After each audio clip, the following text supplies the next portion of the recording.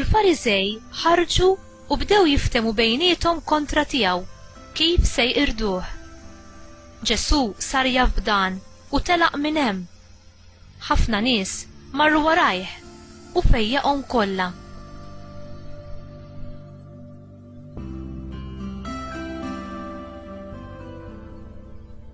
U ordnalhom bis-sħiħ biex ma jorux minn kien, biex hekk iseħħ dak li kien ingħad permezz tal-profeta Iżajija meta qal: Ara l-qaddej tiegħi li jiena ħtart, il-għażiż tiegħi li bih ruħi taxqet.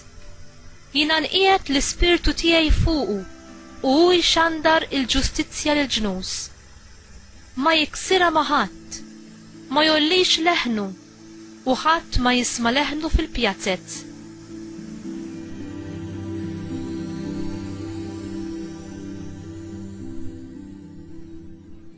Qasba mġenġla ma jiksirix u mużbieħ nemnem ma jitfiex sa ma jwassal il-ġustizzja għar-rebħa u fismu jittamaw il-ġnus.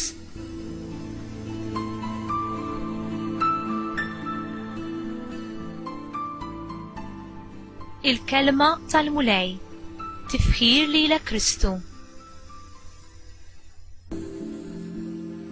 Fil-ħajja ta' kull wieħed u waħda minna ikun hemm mumenti kruċjali u deċiżjonijiet importanti li fuqhom tiddependi kif ser ngħixu ħajjitna. Il-konfrontazzjoni dejjem iżjed ħarxa bejn il-Fariżej u Ġesu waslet biex il-Fariżej saru intolleranti lejn l-attitudni ta' Ġesu minħabba il-preġudizzji tagħhom. Min dan il-mument il-qudiem, l-ebda ħaġa minn dak li kien qed jgħid jew jagħmel Ġesu ma seta' jidher sewwa f'għajnejhom. Huma ftehmu kontrih bejniethom, mhux biss biex jopponuh, imma biex jeliminawh. Ġesu affaċċja dan l-insult u komplott ta' ħażen bil-kuraġġ u d-determinazzjoni. Ġesu uża din l-istess kriżi biex jgħallem lid-dixxipli tiegħu lezzjoni importanti ta' kif wieħed għandu jkun suċċess u jirbaħ fis-saltna l-ġdida tiegħu. L-unika triq tal-glorja fis-saltna ta' Alla tinkiseb permezz tas-salib.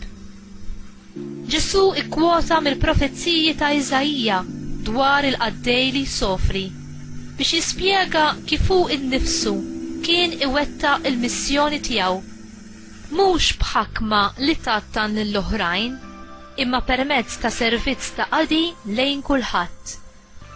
Minflok fuq tron u kellu jitla fuq is-salib u jilbes kuruna tax-xewk. Iżajija kien ħabbar sekli qabel li l-Messija kellu jġib il-ġustizzja lill-pagani. Għal dak li kienu jifhmu bih il-Griegi, il-ġustizzja tinvolvi li wieħed jagħti lill-Alla u lill-bniedem dak li jmiss lil kull wieħed.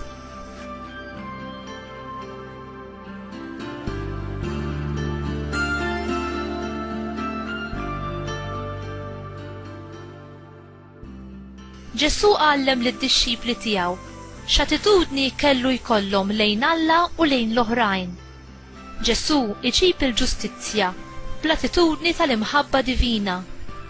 U ma jkittx lil min hu dgħajjef jew jitrattom daqs li kieku bla valur, anzi jurihom li jifhimhom. U ma jiskoraġġix lil dawk li jkunu ser jaqtaw qalbhom, imma jagħmlilhom kuraġġ u jimlihom bit-tama. Minkejja kemm wieħed jista' jkun bla tama u tassew dgħajjef, il-mulej Ġesu huwa dejjem lest li jwassallu l-imħabba tiegħu li tfejjaq, it-tama u l-kuraġġ. U inti tittama f'Alla u tafda fil-ħniena u l-ġustizzja tiegħu?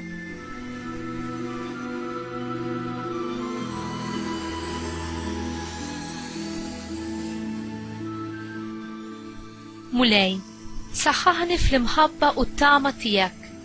Għamilni strument tat-tama tiegħek, ħallina nkun nista' nagħmel kuraġġ lil dawk li tilfu kull tama.